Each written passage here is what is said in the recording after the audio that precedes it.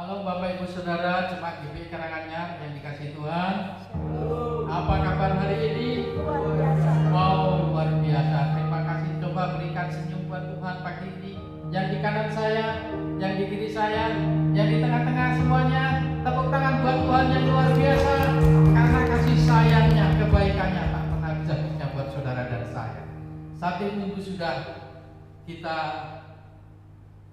ada dalam segala keberadaan kita masing-masing. Saya percaya 1 minggu juga Tuhan pasti memberkati dan menyertai saudara. Amin. Dan saya percaya saudara yang sudah mengecap kebaikan Tuhan pagi hari ini siap untuk bersenang-senang dengan Tuhan. Amin. Haleluya. Mari kita tunduk kepala. Tuhan, terima kasih Tuhan, Engkau sudah mengumpulkan kami di tempat ini. Dari pagi, dari malam bahkan Tuhan, kami berdoa supaya kami boleh datang di rumah bersama dengan teman-teman, rekan-rekan, saudara-saudara kami. Dan Tuhan pagi ini Kau mewujudkannya. Kami percaya semua karena anugerah kebaikan, karena Kau mengasihi kami, karena Kau menggenapi setiap janji-Mu. Kami yang meminta di dalam nama Tuhan, Engkau tidak pernah membiarkan kami, Engkau tidak pernah meninggalkan kami.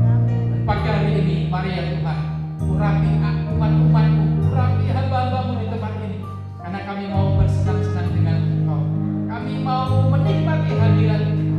Kami mau bersyukur karena kami telah mengecap kebaikan. Terima kasih ya Tuhan. Terima kasih Tuhan. Biarlah pujian yang kami naikkan ini Tuhan jadi upaya yang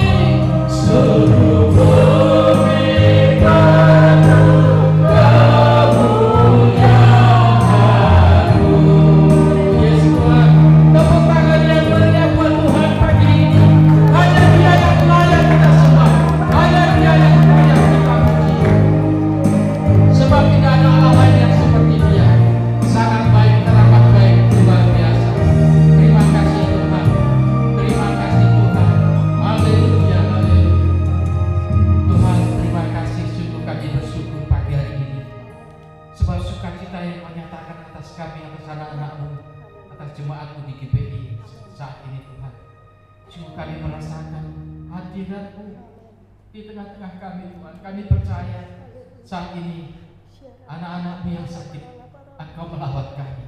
Anak-anak-Mu yang sedang banyak pergumulan, Tuhan, Engkau menghibur kami.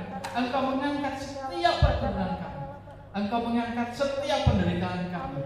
Bahkan terlebih Tuhan, Engkau memulihkan kami. Engkau menyelamatkan seperti janji-Mu. Terima kasih Tuhan.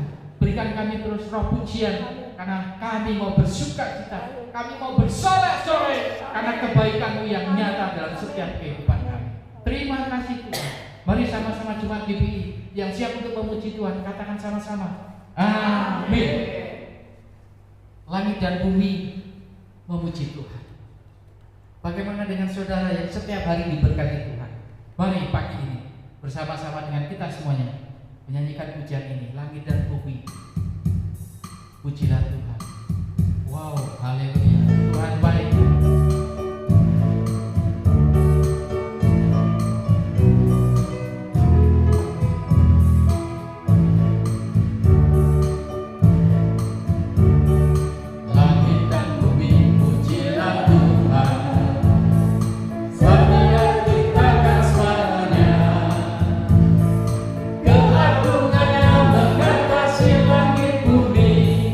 Sembah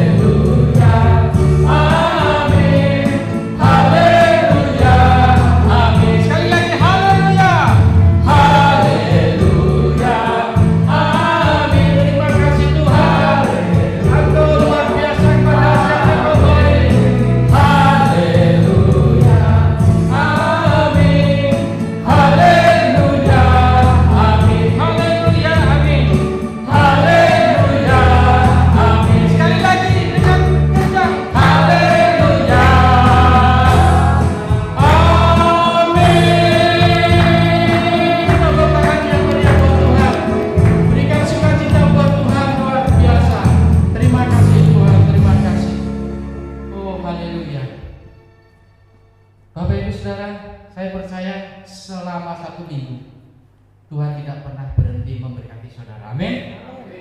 Selama 1 minggu ke belakang Tuhan selalu menyertai saudara. Bahkan saya percaya selama 1 minggu pasti saudara mengalami berkat-berkat Tuhan yang luar biasa. Karena ini janjinya, meskipun kita menghadapi situasi yang sedang mewabah melanda Indonesia, tapi anak-anak Tuhan tidak pernah dibiarkannya. Oh, itu janjinya. Terima kasih Tuhan. Apalagi Bapak Ibu Saudara, kalau saudara membaca Mazmur 91, wow, disitulah terletak kekuatan kita.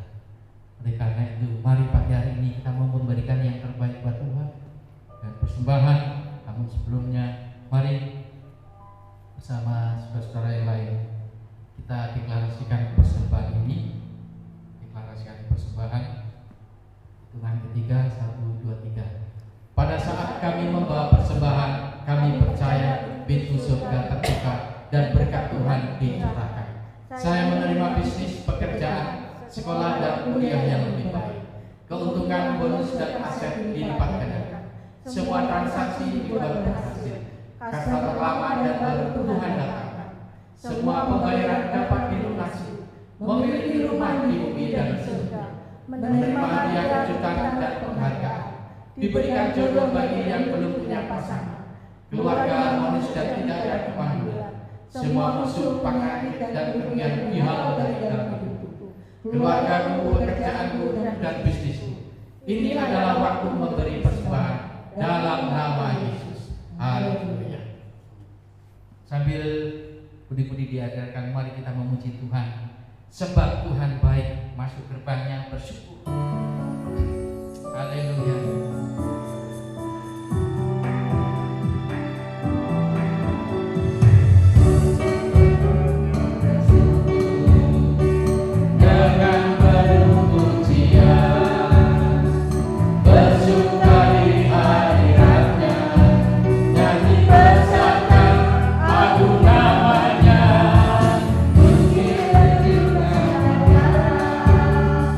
Musik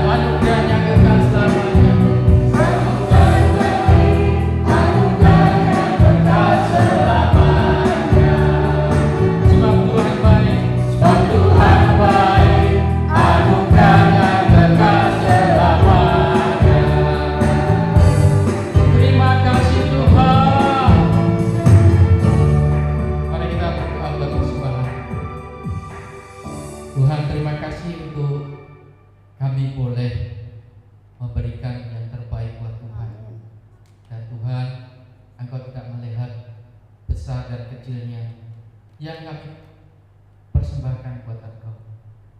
Tapi kami mau menuruti firman-Mu, kami mau mentaati firman-Mu, dan inilah tanda buktinya Tuhan. Kami memberikan yang terbaik sebagai bukti ketaatan kami pagi hari ini. Terima kasih untuk berkat-Mu sepanjang hari-hari yang lalu, bahkan sepanjang hari ini. Kami nikmati bersama sanak saudara kami, dan Tuhan, Engkau memberikan berlimpah-limpah. Engkau tidak pernah membiarkan kami kelaparan. Engkau selalu mencukupi dengan berkat yang kami rasakan sepanjang hari. Terima kasih Tuhan, dan beri hati kami terus bersyukur dengan apa yang sudah Tuhan buat bagi kami sepanjang hari. Terima kasih Tuhan, bila persembahan ini menjadi dupa yang harum dan menjadi alat pelebaran-Mu, pekerjaan-Mu di muka bumi ini. Terima kasih Tuhan, dalam nama Yesus kami berdoa. Amin. Bapak Ibu Saudara, saatnya kita mau diperbaiki, saatnya kita mau dikoreksi hati dan pikiran kita. Mungkin sepanjang hari-hari yang lalu kita membuat kesalahan, kita membuat konflik, kita membuat saudara dan saya jauh dari Tuhan, sehingga saudara tidak tahu, tidak melihat jalan Tuhan. Pagi hari ini mari, ketika saudara dan saya tidak mengerti rencananya, tapi saudara punya perkataannya yang luar biasa. Janjinya ya dan amin. Janjinya tidak pernah tidak tergenapi. Tuhan setia dengan janji. Meskipun saudara tidak tahu jalan, meskipun saudara tidak mengerti rencananya, meskipun saudara tersesat, mari kembali pada firman. Firman-Mu adalah pelita bagi kami dan terang bagi jalan kami. Saat ku tak melihat jalan-Mu, saat ku tak mengerti rencana-Mu, namun tetap ku pegang janji-Mu. Pengharapanku hanya padamu. Sekali lagi katakan, saat ku tak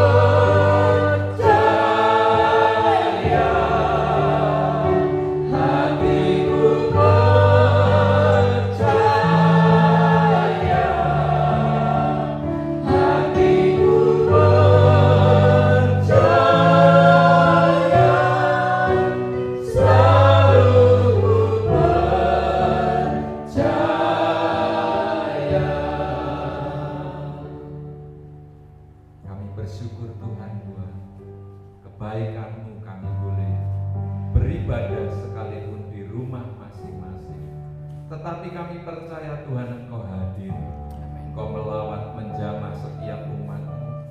Sebab Tuhan kami adalah Tuhan yang berfirman bahwa Tuhan bertahta di atas pujian umat-Mu. Ketika pujian penyembahan dinaikkan di rumah umat-Mu, maka Engkau hadir dan melawat setiap rumah umat-Mu. Seperti keluarga Obed-Edom, rumahnya diberkati oleh Tuhan selama 3 bulan karena ada tabut Tuhan yang dihormati di rumah keluarga Obed-Edom. Demikian Tuhan, biarlah hadirat-Mu turun melawat setiap rumah umat-Mu, sehingga setiap umat-Mu rumahnya diberkati oleh Tuhan. Segala yang dikerjakannya dibuat berhasil. Mereka yang sakit disembuhkan, mereka yang membutuhkan pertolongan daripada Tuhan, Engkau mengulurkan tangan menolong mereka. Terima kasih Tuhan. Saatnya kami mau di pagi hari ini mendengarkan firman-Mu. Biar firman-Mu menuntun memimpin kami, memberkati kami. Sebab firman-Mu adalah pelita bagi kaki kami dan terang bagi jalan kami. Kami siap untuk diberkati oleh firman-Mu. Urapi hamba-Mu ini Tuhan, untuk menyampaikan isi hati-Mu. Terpujilah nama-Mu, Allah Roh Kudus bekerja di tengah-tengah kami, yang siap diberkati oleh firman Tuhan. Katakan bersama-sama, amin.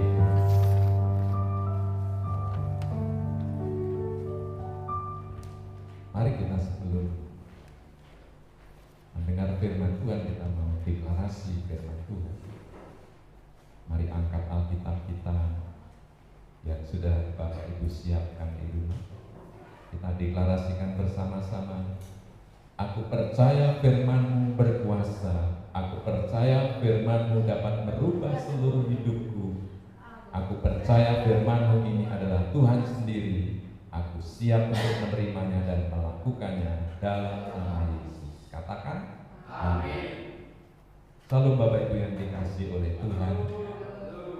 Jemaat GPI UTC Karanganyar, saya percaya sekalipun di masa pandemi kita bisa terus intim dengan Tuhan melalui ibadah sekalipun secara online dan melalui mesbah-mesbah keluarga yang kita bangun di rumah kita masing-masing. Sebab keintiman itu penting. Sebab pada waktu kita intim dengan Tuhan, maka di situ Tuhan menyatakan dirinya dan menuntun kita.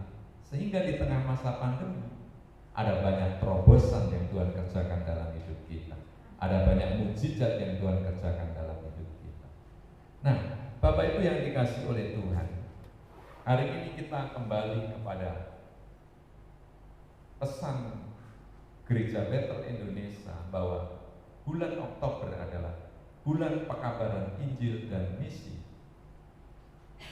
Pekabaran Injil dan misi merupakan tugas utama gereja. Sekali lagi saya ulangi bahwa pekabaran Injil dan misi adalah tugas utama gereja. Diharapkan sebulan ini, khususnya bulan Oktober, kita mendengarkan kebenaran firman Tuhan tentang penginjilan, tentang misi.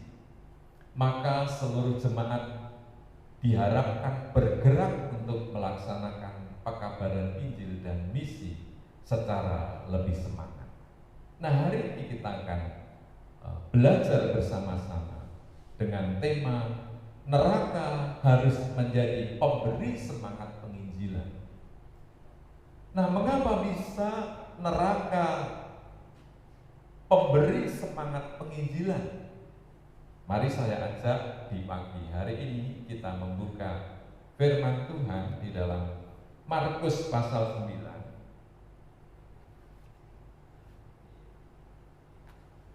Markus pasal yang ke-9 ayat 43 dan sampai 48. Firman Tuhan berbunyi, dan jika tanganmu menyesatkan engkau, penggalah, karena lebih baik engkau masuk ke dalam hidup dengan tangan kudung daripada dengan utuh kedua tanganmu dibuang ke dalam neraka, ke dalam api yang tak terpadamkan. Di tempat itu ulatnya tidak akan mati dan apinya tidak akan padam. Dan jika kakimu menyesatkan engkau, penggalah, karena lebih baik engkau masuk ke dalam hidup dengan timpang daripada dengan utuh kedua kakimu dicampakkan ke dalam neraka. Di tempat itu ulatnya tidak akan mati dan apinya tidak akan padam. Dan jika matamu menyesatkan engkau, cungkilah, karena lebih baik engkau masuk ke dalam kerajaan Allah dengan bermata satu daripada dengan bermata dua dicampakkan ke dalam neraka, di mana ulat-ulat bangkai tidak mati dan api tidak padam. Kemudian di dalam Matius pasal yang ke-25 ayat yang ke-41 dikatakan di sana, dan ia akan berkata juga kepada mereka yang di sebelah kirinya, "Nyalah dari hadapanku, hai kamu orang-orang terkutuk, nyalah ke dalam api yang kekal, yang telah sedia untuk iblis dan malaikat-malaikatnya." Bapak Ibu yang dikasihi oleh Tuhan, banyak orang tidak percaya adanya neraka. Ada yang berkata karena belum pernah melihat. Ada yang berkata belum pernah ke sana. Ada yang bilang belum pernah merasakan. Siapa yang mau merasakan neraka? Pasti nggak ada yang mau.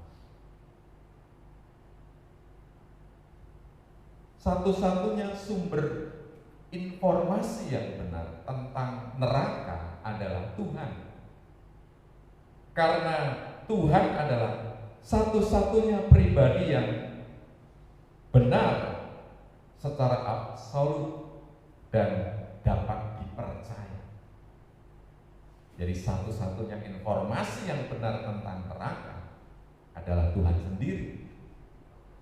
Sebab Dia adalah pribadi yang benar dan dapat dipercaya. Bahkan Tuhan telah menyatakan neraka melalui Alkitab. Baru saja kita baca, berulang kali di sana dikatakan tentang keberadaan neraka. Dan Alkitab dipandang sebagai kebenaran yang mutlak, yang absolut. Jadi sumber informasi yang pasti tentang neraka ada dalam Alkitab dan tidak diragukan lagi. Yang percaya katakan amin. Dan fakta-fakta yang sudah diungkapkan Alkitab sudah cukup bagi kita untuk mengerti betapa mengerikannya neraka.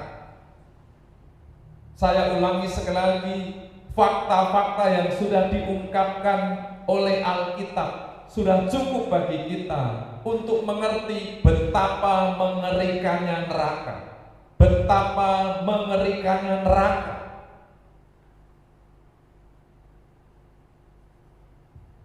Seorang hamba Tuhan menulis tentang artikel tentang neraka. Ada 7 yang dia tulis tentang neraka, dan dia tulis bersumber dari Alkitab. Yang pertama, hamba Tuhan ini menulis bahwa neraka adalah suatu tempat yang benar-benar ada, bukan ilusi, melainkan tempat yang nyata. Walaupun tidak ada yang tahu persis di mana letaknya neraka itu. Bahkan 2 bukti, 2 fakta yang diungkapkan oleh Tuhan Yesus, oleh Alkitab. Fakta pertama, Yesus berbicara dan mengajar tentang neraka. Bahkan seorang hamba Tuhan namanya Tony Evans, dia mengatakan bahwa Yesus sendiri lebih banyak berbicara tentang neraka ketimbang surga atau kasih. Dan fakta yang kedua, di dalam Ibrani 9 ayat 27 nanti dibaca saudara. Di sana dikatakan bahwa manusia ditetapkan untuk mati sekali dan setelah itu dihakimi. Jadi kematian manusia menunjukkan bahwa neraka itu ada. Yang kedua, hamba Tuhan ini menulis bahwa neraka adalah tempat penghukuman akhir. Sebelum menuju neraka atau surga, orang-orang yang mati berada di tempat penampungan yang disebut dengan Sheol atau Hades. Di dalam ayat-ayat firman Tuhan di sana, di dalam Kejadian 37 ayat 35, Ayub 14 ayat 13 dan Mazmur 80 ayat 4. Dengan jelas bahwa neraka adalah tempat penghukuman akhir. Yang ketiga, hamba Tuhan menulis tentang neraka itu bersifat kekal. Fakta penting menurut Alkitab tentang neraka adalah sifat neraka itu kekal atau abadi. Dalam Matius 25 ayat 30. Jadi neraka adalah satu-satunya tempat selain surga untuk menghabiskan kekekalan. Dan yang keempat, hamba Tuhan ini menulis neraka adalah tempat yang disediakan untuk iblis dan malaikat-malaikat yang jatuh. Neraka pada mulanya diciptakan bukan untuk manusia, tetapi merupakan tempat pembuangan dan hukuman kekal bagi iblis dan hukuman kekal bagi malaikat-malaikat pengikutnya yang bergabung memberontak terhadap Tuhan dan surga. Tetapi manusia yang memiliki pilihan yang sama dengan iblis akan menderita hukuman yang sama. Jadi ternyata ada manusia yang memilih untuk memberontak kepada Tuhan, maka mereka tempatnya ada di neraka. Yang kelima, hamba Tuhan ini menulis bahwa neraka adalah tempat siksaan dan penderitaan. Dalam Lukas pasal 16 ayat 19 sampai dengan 21, kisah Lazarus, orang miskin dan orang kaya. Di alam maut, di Hades, di situ dikatakan akan ada kesadaran dan ingatan. Artinya orang yang ada di tempat itu dia sadar dan dia ingat selama dia ada di bumi. Dia ingat sewaktu ada di bumi. Kemudian bagian terburuk dari neraka bahwa di sana akan ada siksaan dan penderitaan. Dan di neraka akan ada kesengsaraan, amarah, dan frustasi. Dan di sana juga tingkat-tingkat hukuman di neraka itu berdasarkan banyaknya dosa. Lalu yang keenam adalah neraka merupakan tempat yang tertutup tanpa ada jalan keluar. Tidak ada yang dapat mengubah nasib seseorang setelah kematian. Sekali seseorang masuk neraka, ia tidak akan bisa keluar dari sana.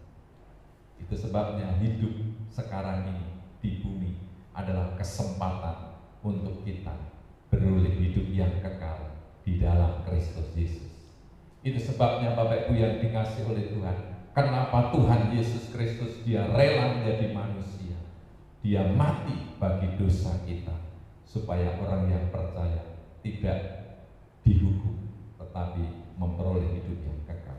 Yang percaya katakan amin. Yang ketujuh, hamba Tuhan ini menulis bahwa neraka adalah tempat terpisah dari Allah untuk selama-lamanya. Saudara, kita di dunia ini saja di masa krisis terpisah dengan Tuhan yang tadinya ibadah, bisa kita merasakan kehadiran Tuhan di dalam rumah Tuhan. Sekarang kita kemudian di rumah masing-masing, sepertinya kita terpisah, padahal Tuhan tetap hadir di tengah-tengah kita. Pada saat manusia diciptakan semuanya baik-baik saja, bahkan Alkitab menuliskan sungguh sangat baik. Tetapi manusia memilih jalannya dan tidak mau mendengarkan Tuhan. Dan satu-satunya tempat yang Tuhan sediakan untuk pilihan manusia yang ingin terpisah dari Allah adalah neraka. Jadi ada 7 yang dituliskan hamba Tuhan ini mengenai neraka. Yang pertama tadi bahwa neraka adalah suatu tempat yang benar-benar ada. Yang kedua, neraka adalah tempat penghukuman akhir. Dan yang ketiga, neraka itu bersifat kekal. Jadi masa penderitaan yang panjang di neraka. Neraka adalah tempat yang disediakan untuk iblis dan malaikat-malaikat yang jatuh. Dan neraka adalah tempat siksaan dan penderitaan. Dan yang keenam, neraka merupakan tempat yang tertutup tanpa ada jalan keluar. Dan yang ketujuh adalah neraka adalah tempat terpisah dari Allah untuk selama-lamanya. Pada prinsipnya Alkitab menyatakan bahwa neraka itu ada dan merupakan tempat hukuman kekal. Seorang hamba Tuhan dia menuliskan, apabila Anda tetap dalam dosa sampai di akhir hidup Anda, maka neraka menanti Anda. Itu sebabnya ada kesempatan untuk kita bertobat, supaya kita menerima hidup yang kekal. Saudara, Bapak Ibu yang dikasihi oleh Tuhan, menyadari bahwa neraka itu ada, maka ini yang harus kita lakukan. Sekali lagi saya ulangi, menyadari bahwa neraka itu ada, maka ini yang harus kita lakukan. Yang pertama, jangan sampai kita berada di neraka. Yang percaya katakan amin. Yang setuju katakan amin. Yang mau di neraka boleh tidak berkata amin. Tetapi yang jangan sampai kita berada di neraka. Yang kedua, jangan sampai keluarga kita berada di neraka. Dan yang ketiga, jangan sampai rekan serta sahabat kita ada di neraka.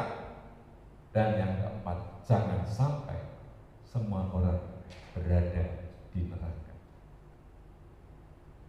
Itu sebabnya di pagi hari ini, mengapa neraka dapat menjadi penyemangat dalam kita memberitakan Injil. Karena yang pertama, karena penginjilan itu seringkali harus disertai kesiapan untuk membayar harga. Dengan sadar akan neraka, maka kita tidak akan hitung-hitungan. Jadi dalam penginjilan disertai banyak bayar harga, banyak kesulitan dan kesukaran. Tetapi dengan sadar akan neraka, maka kita tidak akan hitung-hitungan dalam memberitakan Injil. Bahkan saudara, gereja memberikan sebuah moto, selamatkan jiwa berapapun harga. Wow. Jadi mari Bapak Ibu yang dikasihi oleh Tuhan, terus bersemangat dalam menjangkau dan memberitakan Injil. Sebab Tuhan menghendaki supaya semua orang diselamatkan melalui hidup saya dan saudara. Yang kedua, karena penginjilan itu seringkali menuntut pengorbanan dan kerja keras. Tidak mudah untuk kita bisa menjangkau orang-orang yang ada di sekitar kita. Tetapi dengan sadar akan neraka, maka kita tidak akan mengeluh. Bagaimana Tuhan Yesus menjadi teladan, kemarin sudah kita bahas panjang lebar. Tuhan Yesus tidak pernah mengenal lelah. Dia tidak kenal waktu. dia memberitakan Injil di berbagai wilayah, baik desa, kota, perkampungan, di mana saja Tuhan Yesus juga memberitakan Injil, sebab Injil adalah kabar baik, kabar keselamatan, pengampunan dosa di dalam Tuhan Yesus Kristus. Yang ketiga, karena penginjilan itu seringkali tidak menunjukkan hasil langsung, tetapi dengan sadar akan neraka kita akan tetap memiliki ketekunan. Kemarin kita sudah mendengar kesaksian seorang hamba Tuhan yang pergi ke Afrika hanya melayani satu orang anak kecil, dan anak kecil itu dilayani dengan tekun, dan ternyata anak kecil itu dialah yang membawa kebangunan rohani di kota ini. Seringkali waktu kita melayani belum kelihatan, tetapi mari dengan tekun, dengan sadar akan adanya neraka, kita akan tetap memiliki ketekunan untuk melayani. Yang keempat, yang terakhir, karena penginjilan itu seringkali menghadapi serangan-serangan setan, dengan sadar akan neraka, kita tidak mau menyerah, namun sebaliknya kita makin semangat untuk berperang. Tidak ada kata menyerah untuk kita bekerja di ladangnya Tuhan. Bapak Ibu yang dikasihi oleh Tuhan, Paulus adalah contoh seorang murid Tuhan Yesus yang sangat bersemangat dalam penginjilan. Di dalam 2 Korintus 11 ayat 27, 2 Korintus pasal yang ke-11 ayat 27, di sana Paulus menuliskan kepada jemaat Korintus, dikatakan, aku banyak berjerih lelah dan bekerja berat, kerap kali aku tidak tidur, aku lapar dan dahaga, kerap kali aku berpuasa, kedinginan dan tanpa pakaian, dan dengan tidak menyebut banyak hal lain lagi, urusanku sehari-hari yaitu untuk memelihara semua jemaat. Wow, itulah bayar harga Paulus dalam memberitakan Injil. Bahkan di dalam 1 Korintus pasal yang ke-9 ayat yang ke-16, di situ Paulus menuliskan, memberikan semangat kepada jemaat di Korintus. 1 Korintus 9 ayat yang ke-16, dia menuliskan, karena jika aku memberitakan Injil, aku tidak mempunyai alasan untuk memegahkan diri, sebab itu adalah keharusan bagiku. Celakalah aku jika aku tidak memberitakan Injil. Wow, itulah semangat dari murid Tuhan Yesus, yaitu Paulus. Dia rela berkorban, dia rela menderita, bahkan dia berkata, celakalah aku jika aku tidak memberitakan Injil. Kalau Paulus sebagai murid Tuhan Yesus begitu bersemangat untuk memberitakan Injil, bagaimana dengan saya dan saudara di akhir zaman ini?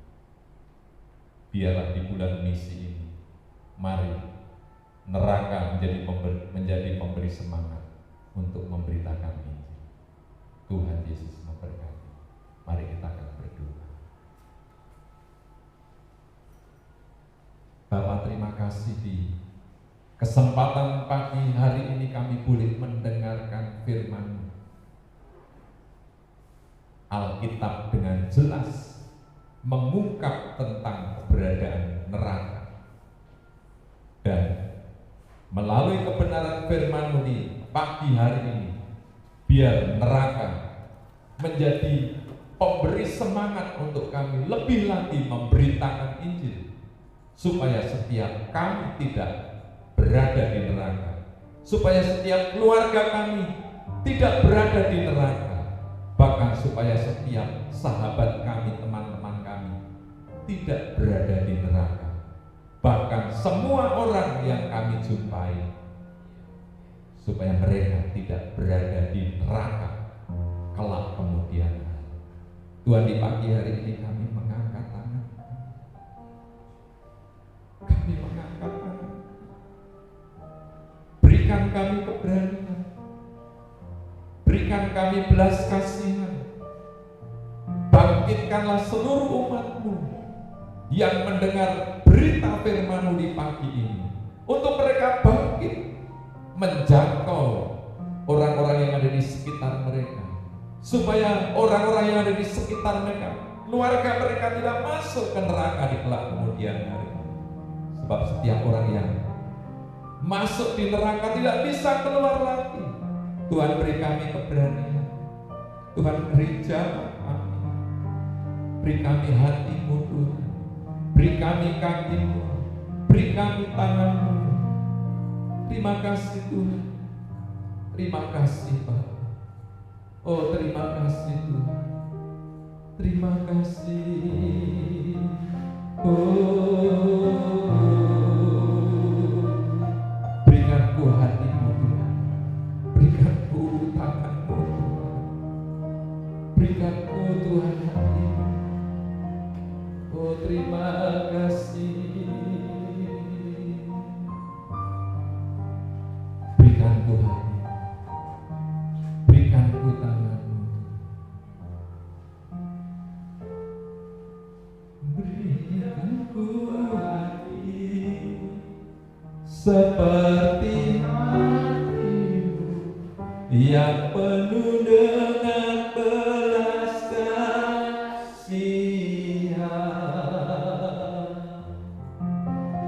Berikan ku mata seperti mata-Mu memandang tuayan yang di sekelilingku. Berikan ku tangan-Mu untuk melakukan tugasku.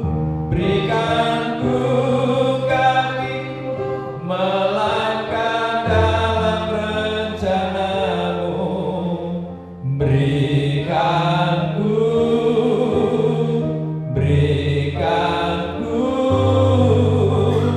berikan ku hati-Mu.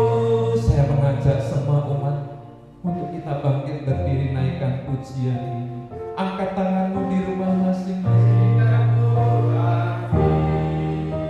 Seperti hati-Mu yang penuh dengan belas kasihan. Berikan ku mata seperti mata-Mu memandang tuayan yang di sekelilingku. Berikan ku, berikan ku tangan-Mu untuk melakukan tugasmu. Berikan ku kaki-Mu melangkah dalam rencana-Mu. Berikan ku, berikan ku, berikan ku hati-Mu, berikan ku hati-Mu, berikan ku hati-Mu, berikan ku hati-Mu. Mari Tuhan, jamah Tuhan, jamah setiap jamah umat-Mu di pagi ini, supaya mereka memiliki hati-Mu untuk menjangkau orang yang belum mengenal. Terima kasih Tuhan Yesus. Di pagi hari ini kami mau mengangkat perjamuan, sebab kami percaya perjamuan ini adalah bukti kasih-Mu kepada kami melalui pengorbanan-Mu di atas kayu salib. Sekalipun di tangan kami adalah roti dan anggur biasa, tetapi kami meyakini di dalamnya ada persekutuan dengan tubuh dan darah-Mu. Dan kami percaya melalui para pemimpin rohani di bangsa ini, mereka menyampaikan pesan-Mu. Setiap kali kami yang sakit, ketika kami makan roti dan anggur ini di dalam perjamuan ini, maka kami yang sakit disembuhkan, sakit kanker disembuhkan, sakit COVID-19 disembuhkan, sakit apapun disembuhkan, dan setiap kami yang berbeban berat kami diberikan kelegaan, sebab kami percaya di dalam tubuh dan darah-Mu ada kuasa yang memulihkan dan menyembuhkan. Mari Bapak Ibu yang dikasihi oleh Tuhan, angkat roti ini lebih tinggi dari kepala kita, sebab firman Tuhan berkata, sebab apa yang telah kuteruskan kepadamu telah aku terima dari Tuhan, yaitu bahwa Tuhan Yesus pada malam waktu diserahkan mengambil roti, dan setelah itu Ia mengucap syukur atasnya, Ia memecah-mecahkannya dan berkata, inilah tubuhku yang diserahkan bagi kamu, perbuatlah ini menjadi peringatan akan aku. Bapak Ibu yang dikasihi oleh Tuhan, bukankah roti yang kita pecahkan adalah persekutuan dengan tubuh Tuhan Yesus? Mari kita makan dalam nama Tuhan.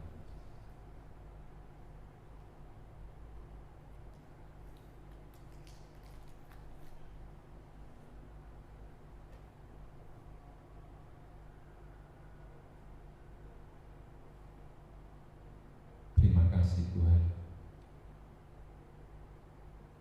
Mari angkat cawan ini lebih tinggi dari kepala kita.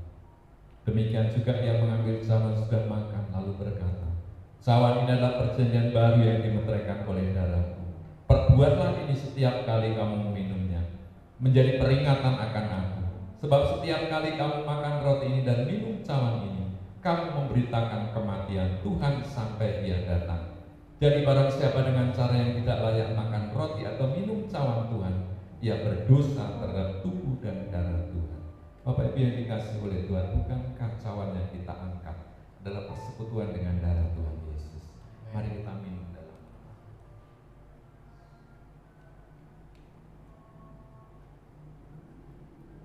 Mari kita naikkan syukur kita kepada Tuhan. Terima kasih Tuhan, kami bersyukur buat anugerah-Mu. Terima kasih Tuhan, kami bersyukur.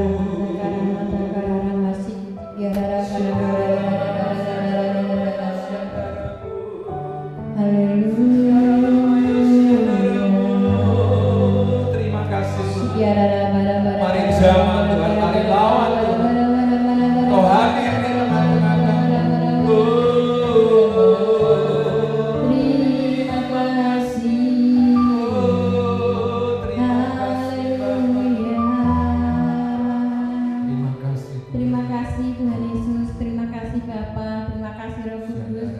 Buat pagi hari ini kami mengucap syukur karena ibadah pagi hari ini Tuhan telah mengurapi kami, Tuhan telah memberkati kami dengan firman-Mu Tuhan, supaya kami ini pergi dan menginjil Tuhan. Kalau bulan-bulan ini Tuhan kami harus pergi menyampaikan Injil-Mu Tuhan. Terima kasih buat ibadah pagi hari ini, berkati hamba-Mu yang telah menyampaikan firman-Mu, berkati sang leader, singer, pemain musik Tuhan di pagi hari ini, biarlah mereka juga mengalami lawatan yang daripada Engkau. Bapa, pagi hari ini kami bawa bangsa kami Indonesia Tuhan. Bapa, pulihkan Indonesia, pulihkan negeri kami, rawat Indonesia Tuhan, ampuni Indonesia Tuhan, ampuni Tuhan para pemimpin bangsa ini Tuhan, jamah para pemimpin Indonesia ini Tuhan, supaya mereka memimpin Indonesia dengan jujur dan benar, dan di dalam memimpin Indonesia ini Tuhan dengan takut akan Tuhan. Bapa, biarlah bangsa Indonesia ini dipimpin oleh orang-orang yang benar-benar takut akan Tuhan di dalam memimpin bangsa Indonesia ini. Bapa, pulihkan Indonesia Tuhan, pulihkan negeri kami Bapa, dan kami berdoa untuk pemimpin Indonesia yaitu Bapak Presiden Jokowi dan staf-stafnya. Bapa, perlindungan, penyertaan, kekuatan yang daripada Engkau Tuhan selalu menyertai Bapak Jokowi. Kami percaya mereka adalah pilihan yang daripada Engkau Engkau Tuhan. Dan kami percaya Tuhan, Engkau telah memilih pemimpin Indonesia ini yang tepat, dan kami percaya Indonesia segera dipulihkan dari keburukan ini Tuhan.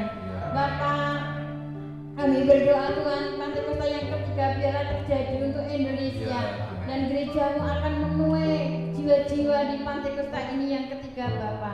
Terima kasih Bapak, terima kasih. Kami percaya Tuhan, Indonesia segera dipulihkan, dan corona Tuhan, kami percaya Tuhan telah memberi para dokter, para tim medis Tuhan menemukan obat untuk corona ini ya Tuhan. Dan kami percaya Tuhan melalui para medis Tuhan, bangsa Indonesia ini segera dipulihkan oleh corona Tuhan. Di dalam nama Tuhan Yesus Kristus, Indonesia pulih, Indonesia Tuhan dipulihkan seperti dahulu Tuhan. Dan kami percaya Tuhan tahun ini Indonesia pulih di dalam nama Tuhan Yesus Kristus. Terima kasih Bapak, terima kasih untuk Indonesia.